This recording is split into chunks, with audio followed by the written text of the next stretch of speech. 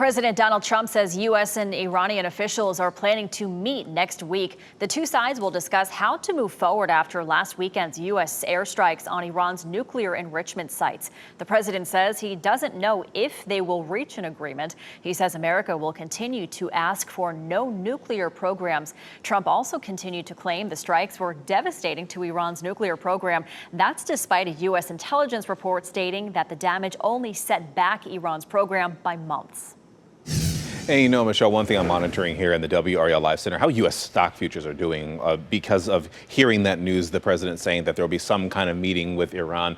Look right here. You'll see the S&P 500 up 18 points this morning, Dow Jones up about 97, and the same is true for the NASDAQ.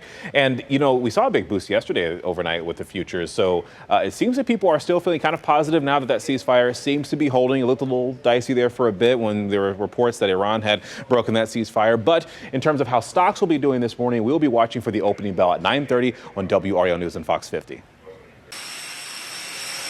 President Trump back in Washington after the NATO summit, looking to extend a diplomatic win with the Israel-Iran ceasefire into talks with Iran. We're going to talk to them next week with Iran.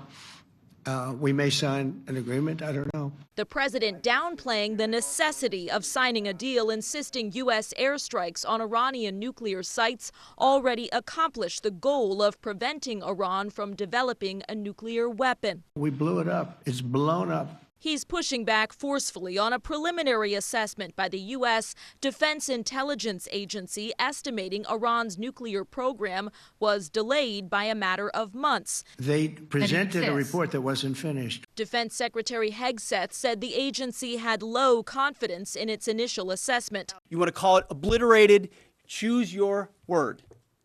This was an historically successful attack. The weapons were designed, planned, and delivered to ensure that they achieve the effects in the mission space.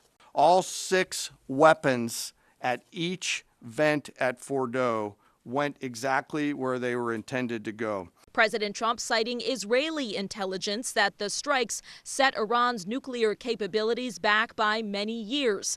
Iran also acknowledging its nuclear installations were badly damaged. And the CIA director now says credible intelligence indicates Iran's nuclear program would take years to rebuild. Two sources say he is among the top Trump officials set to brief senators today who have been pressing for answers. Do we know whether the uranium was there? Do we know whether the centrifuges were there? House members due to be briefed tomorrow.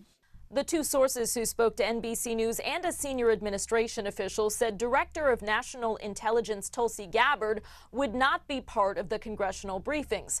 NBC News has previously reported Gabbard has been increasingly marginalized after testifying in March that Iran had not made a decision to build a nuclear weapon.